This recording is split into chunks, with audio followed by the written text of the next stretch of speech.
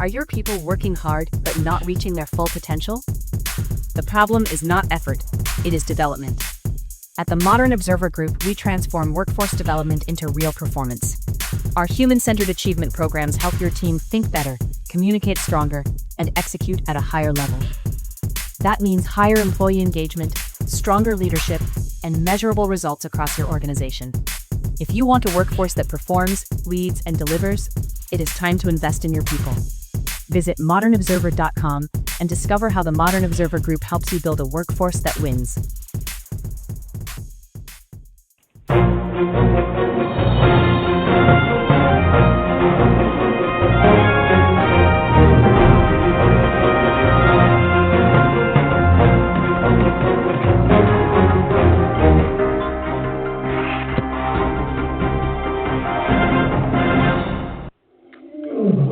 Welcome to another edition of Carnivore Radio. I'm your host, Jeff Sherman, along with Dr. Eric E. Lopkin. And Dr. Lopkin, we have a lot of things to talk about, but one of the things we definitely have to talk about is what's going on in Iran. And I'll throw it out to you, Doctor.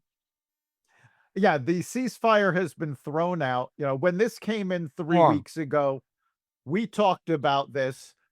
I detailed all of the reasons this was a bad deal, why it was not going to hold. Honestly, I'm amazed it lasted this long. Let me throw something out. I watch some people on YouTube that are very smart, almost in the same class as Dr. Lopkin, not quite. And they say the whole thing, they knew it was going to blow up. It was just a reprieve of gas prices and blah, blah, blah. You can do the whole list. I actually agree with that. Oh, I'm sure the only reason he did it was the gas prices, because just prior to calling off the ceasefire, Trump made a big deal about a call he made at Walmart, and Walmart is now dropping a lot of its prices for the next several months. So it was all about affordability. But the problem is that short burst of affordability, credibility that he got was completely overwhelmed by Iran being able to rebuild their drones. Yes. We talked about it last week. I kind of disagree, I'm sorry to say, with the great doctor. 99% of the times we do agree. I think it was a great strategic move because it lowered, for the temporary situation, gas prices, also gave America a kind of reprieve in terms of building up our military, our equipment, and gave a kind of legitimate excuse, I'll say, to hit him harder. I think it was a good thing. Well, I'm going to disagree with you for us rebuilding our military, because it had no effect on that. Unfortunately, our weapons, remember, we've got the most advanced weapons in the world, quite frankly. Can I interject something on that? No, interject. Because everyone thought, oh, China is overtaking us, Russia. And the thing about, I'm sorry for my language, bitch slapped China is, no, you're not even in the same league. Do you agree with that, Dr. Lopkin? Yes, there's nobody on the planet that's in the same not league even close. as our weaponry. But there's a major drawback to that. Our weaponry, because it's so advanced, is very expensive to make and takes a long time. So while we're shooting off missiles, we cannot just rebuild the missiles really quickly. It takes a while. Whereas Iran is using very cheap drones, they can fire as many as they want and just churn them out like they were paper towels. I mean, now, maybe that's the blueprint of the future. You look at the war with Russia and Ukraine. Ukraine's breaking out. Really, I did a I looked at a couple things about one of their greatest military victories was all cheap drones. Is that Yes, not the future? Ukraine has been relying on that for the entirety of the war. And in fact, during the last conference between Donald Trump and Zelensky, one of the deals that they made was that we were going to get access to Ukraine's manufacturing method for these cheap drones so we can start churning them out. Because we have been reliant on incredibly advanced software, hardware, weaponry, but that makes us very slow to react. And in this environment, we cannot afford to be slow. We're still going to need those advanced weapons. We're certainly not going to be getting rid of them, but we need a faster response in the meanwhile. Let me throw something else at you, Dr. Lopkin. I think that whole Netanyahu-Trump so-called conflict was part of the rouge. I'm being honest. I think that in the end, Trump and Rubio and the smart people that are in his administration knew this things ain't going to happen. It was just a diversion. Throwing it out, Dr. Lopkin. I don't think it was a ruse. I don't think that they let Netanyahu in on what was going on. And I think because Netanyahu did not have the information, he got very aggravated and he actually did start a conflict with Trump. I think eventually they went, no, look, this is what we're doing. Don't worry about it. Which is why Lebanon and Israel were able to come to an agreement. But of course, and that's also very iffy because, yeah, Lebanon's all on board, Israel's all on board, but nobody's talked to Hezbollah. Hezbollah wants nothing to do with the agreement, and they're the ones firing. And I think in the end, and I want your opinion, and our listeners want your opinion, is that in the end, we need to get rid of Iran. I'm sorry, this is how it is. Am I correct, Doctor? You are, and that's one everything of the else reasons. Is bullshit. Yeah, it's that's all one bullshit. of the reasons that the negotiations, I think, were a complete failure. Trump should not have even bothered. He had 60 days from the time that he started bombing to the time Congress had a legitimate reason to get involved. He should have continuous bombing, destroy the military, destroy their infrastructure in that 60 days. We had the capability to do it. If he hadn't kept trying to negotiate, he could have met that. Congress would have had no say in the matter. And by now, because that 60-day deadline has long passed, we would have had the cheaper gas prices. The economy would have been going back to normal already. Now, all the negotiations have done is stall. And because of that, he's pushing these higher gas prices closer and closer to Election Day. And the closer it gets, the more it's going to hurt him and the Republicans. I agree about the midterms. I think it was an unavoidable situation. He had to do this, and I think it gives him more legitimacy, but we'll see how it works out. For another time, Dr. Lopkin. Yes. So, on the point of military strategic situations, NATO, Trump is in NATO. We might disagree with this as well, Dr. Lopkin, even though I love you, is that I've been a proponent of NATO needs to go for a long time.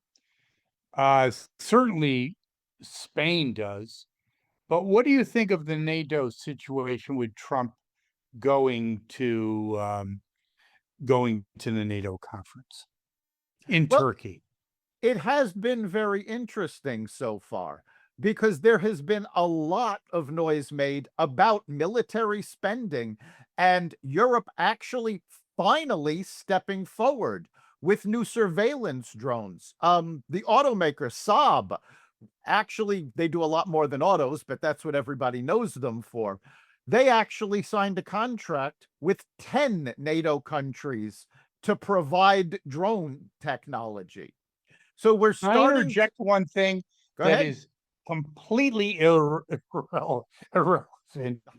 But Saab used to make when my father was alive, and I'm thinking it's like 1966, they had the two-stroke car. Do you know that, Dr. Lopkin? I do And not I know what could that tell my is. father was coming home because I could hear him and the black smoke. But anyway, that's irrelevant. I got it. You got to throw it out. Yeah. But yes, you are correct. So But- what do you think of Trump's posturing at the NATO conference? I think it's necessary. He had to go and sort of put his foot down and say, look, you're screwing around long enough. You didn't come to our aid with Iran. And let's face it, Europe has a lot more to lose with Iran than we There you do. go. I was going to interject, Lopkin, the doctor, but you are 100% correct. Yes, the threat to the United States is maybe 10 years off. Not that it's not real. Europe is like 2 years off, genius. I don't There even you think go. I don't even think it's that far. I'm being nice. Europe Nice. Europe already has so many illegal Muslim immigrants There you go. flooding the place. We know there are terrorists all over Europe. In fact, I believe it was about 6-7 weeks ago, the FBI and I think it was MI6, one of the British agencies, actually uncovered terrorist cells pockmarked all over Europe. So it's not even a matter of 2 years. These folks can be mobilized in a matter of weeks. Okay, the quintessential question, doctor. Why defend people basically a culture that destroyed themselves? That's the quintessential question. Well, this isn't really about defending Europe. And it's one of the reasons Trump had to go over there and essentially smack him around and say, look, you need to be responsible for your defense. While Iran is an immediate threat to both Israel and Europe, longer term, this is more about the axis. Iran, especially with their oil and their drones, have been assisting in keeping the Russian war alive against Ukraine. The two of them are allied with China. China's sort of been the economic, post that's upholding the entire thing. But their post is a house of cards. So if we can take out Iran, put their oil on the market and divert it from Russia and China, and China relies a lot on Russian and Iranian oil, and prop up Europe so that the terrorist threat is no longer being held over them. Oh, let me interject. I'm being self-serving as an American. Who gives a shit about the terrorist threat in Europe? I don't give a shit. They let it happen to themselves because the let the terrorist door threat won't, don't hit you on the ass. How do you like because the that? terrorist threat won't stay in Europe. Remember, we had 4 years of unfettered access to this country. So it's better to fight them over there than it is to fight them over here. We don't want this stuff going on our soil. So if we can stop them over there, and by taking out Iran and stopping the terrorists in Europe, we're draining the funding for the potential terrorists over here. Very good point. Now, to move internally, we had the 250th anniversary obviously, of America. I was around, you were probably a little baby boy at the 200th. And very interesting because even though we just got out of the Vietnam War in 1975, it was a fairly good patriotic event in 1976. But with the 250th, you had a whole Democratic Party, which you did not do in 1976, basically dissing America. Your thoughts, Dr. Lopkin? Yeah, the reaction to this year's celebrations were disgusting. And I actually want to give a shout out to the folks over in Pennsylvania, because Josh Shapiro, governor of Pennsylvania, like Connecticut, like I believe North Carolina, a couple of other states, decided they were not going to be represented at the great U.S. State Fair. And John Fetterman and I'm forgetting his Republican counterpart's name at the moment, but a Democrat and a Republican came together, said, this is bullshit, got Pennsylvania businesses to pony up, and they made sure, no matter what Shapiro wanted, Pennsylvania was represented. And that's what should have happened in every state. No, I applaud those people that you mentioned, and I as well forgot the other senator from Pennsylvania. You don't think it's disgusting that these people opted out, including our governor, Lamont, pulled the plug. No one came up to rescue Connecticut. I don't know if it's ever going to be rescued. But in that point, the communists, which I would have to say, which is Lamont, do you know what I saw, Dr. Lopkin, in terms of business-friendly environments in the United States? You know what Connecticut ranks? 46th. 48th. 48th now. Okay, it's getting even worse. Hairs. It's getting even worse. And you're effing around about whatever, beloved. Yeah, that's an aside. But yes, it was well done, and the fireworks play, the D-Day veterans, it was actually heart-touching. But what's not heart-touching is the response of the Democratic Party. No, it was absolutely ridiculous. Why do I bring up the two? Before we go on to that, just quick backtrack for our listeners. The other senator from Pennsylvania is Senator Dave McCormick. And he rallied, and he's good. Yes, 100%. But again, being in high school, God, I hate to date myself, but it beats the alternative. I saw the 200th, and everyone came together. That's just a fact, Dr. Lopkin. You were in your diapers, but I was not. Not quite. But... And I'm just kidding. And now what you saw was disgusting. Elaborate, Dr. Lopkin. Well, you know what? I'm actually going to have to give you a little pushback. What went on this year was disgusting. However, you did have the same pushback in 1976. It was not done by the Democratic Party as a whole, primarily because they had the White House and they could not, or they were running for the, you had Ford actually being kicked out, essentially. So they were focused on getting Jimmy Carter into the White House. And I think if this had been an election year, you might have seen the same thing.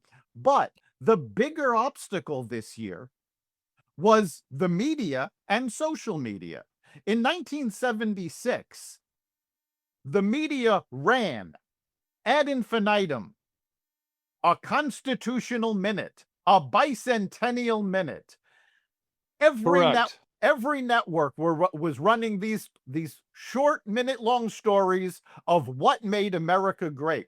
Did you see one network running anything like that now?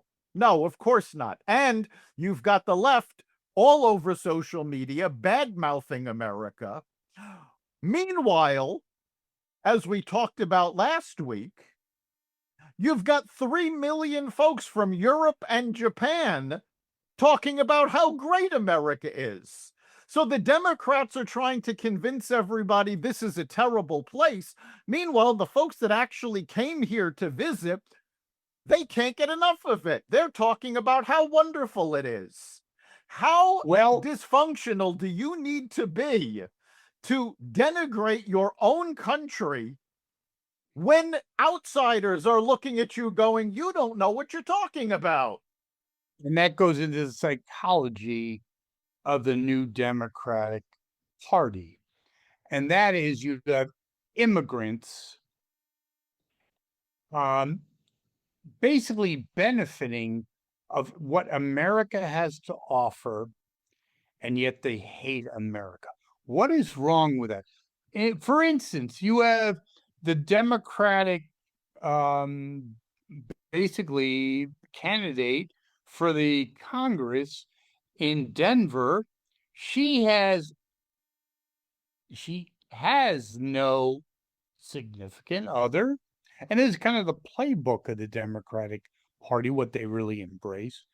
Has no kids, has no job, and is $250,000 in debt for her bullshit degree from shithead university. I have no idea what her shithead school she went to. And yet she's signing on for another degree, a PhD in blah, blah, blah. I think it's like something to do with political philosophy. So that is really the Democratic Party. In New York, same modus operandi. An immigrant that has $1 billion in student loans, never worked a day in her life, both anti-Semitic, anti-Israeli, and that is disturbing. It is disturbing. I think what's more disturbing to me is the fact that we've seen this coming for so long, and the Democrats did nothing to save their party. And I love what James Carville has been saying. He's had it with the party. He's gone. He's like, this is not the Democratic Party. And he's literally calling for the Democrats to say, no, if you identify as a Democratic socialist, you are not a Democrat and cannot run on our ticket. And that's what they should have done 2 years ago.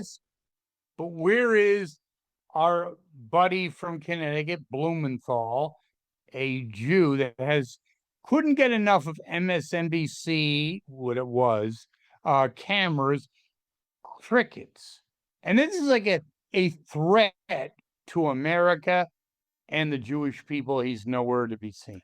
He doesn't care.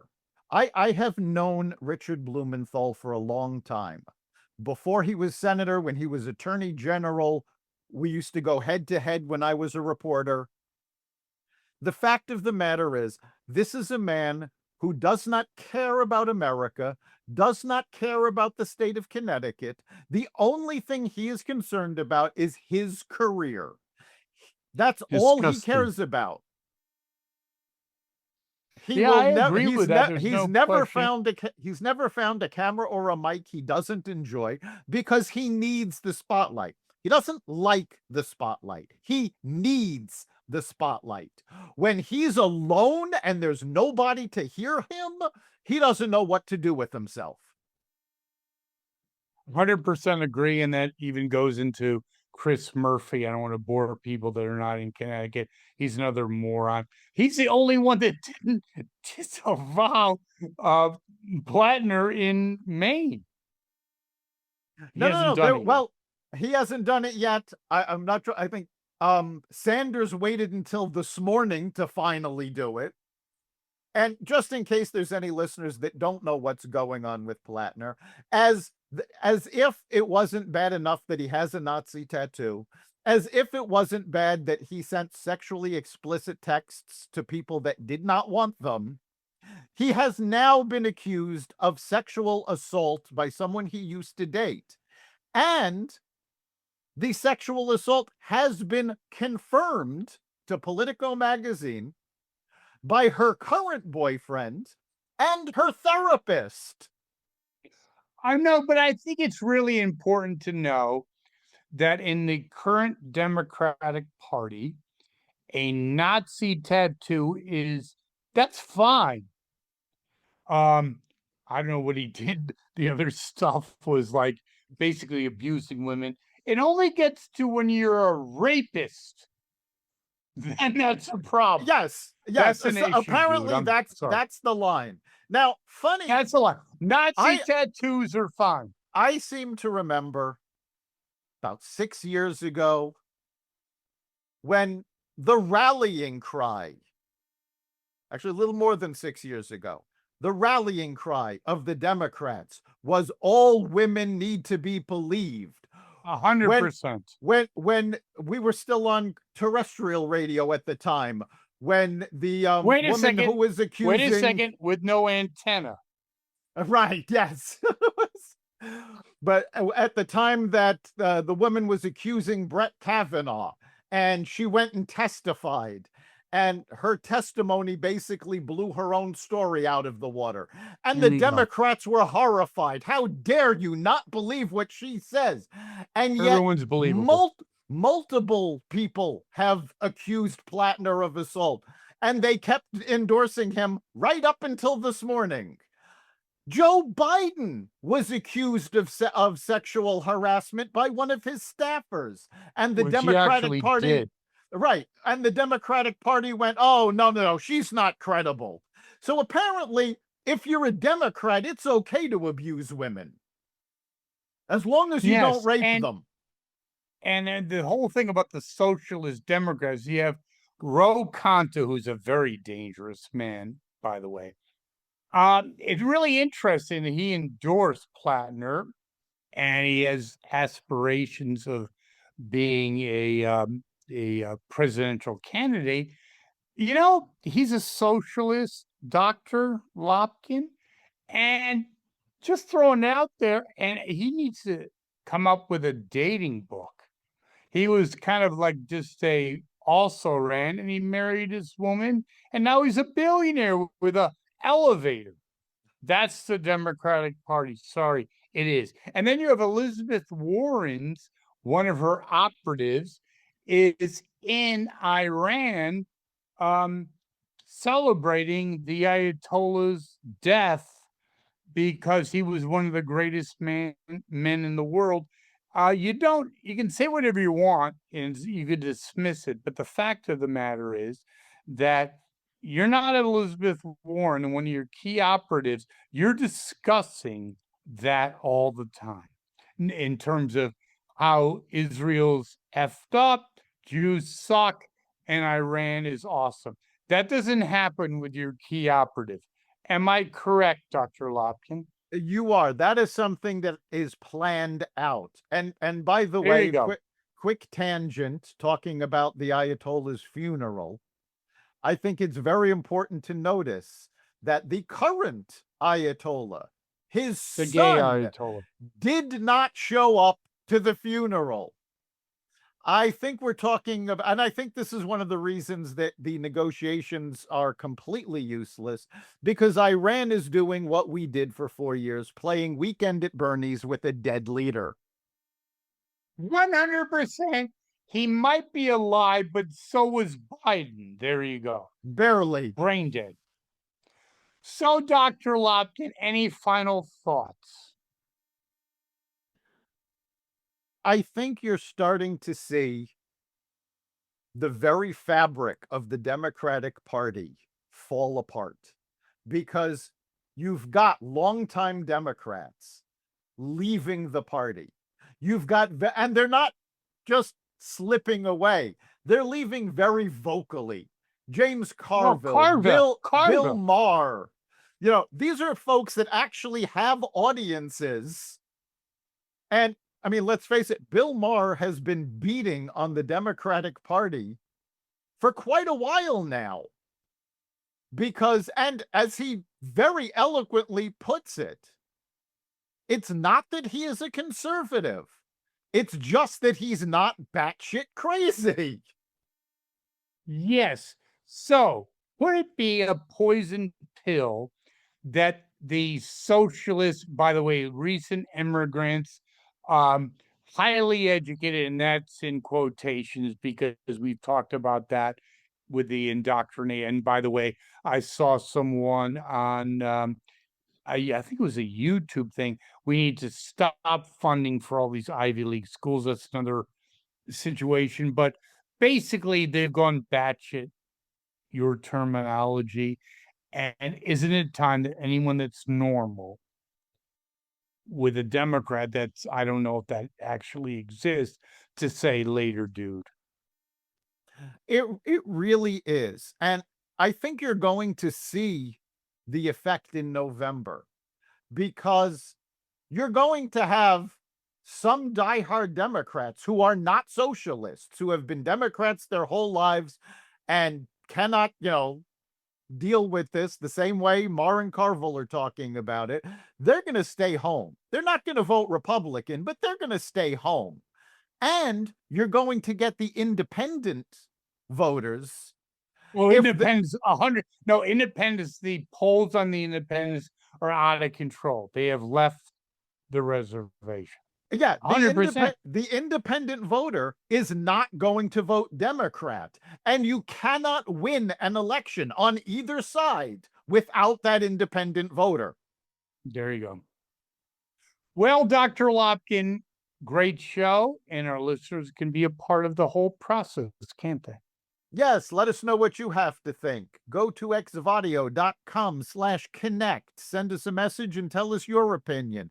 What issues matter to you and where do you stand on them? You can also message us through the Carnivore Radio Facebook page. And don't forget to like and subscribe to Carnivore Radio wherever you listen to podcasts.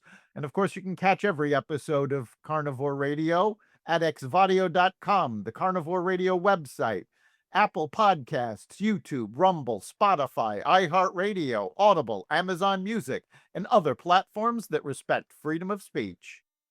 Dr. Lopkin, great show. I'll see you next week. We'll see you then.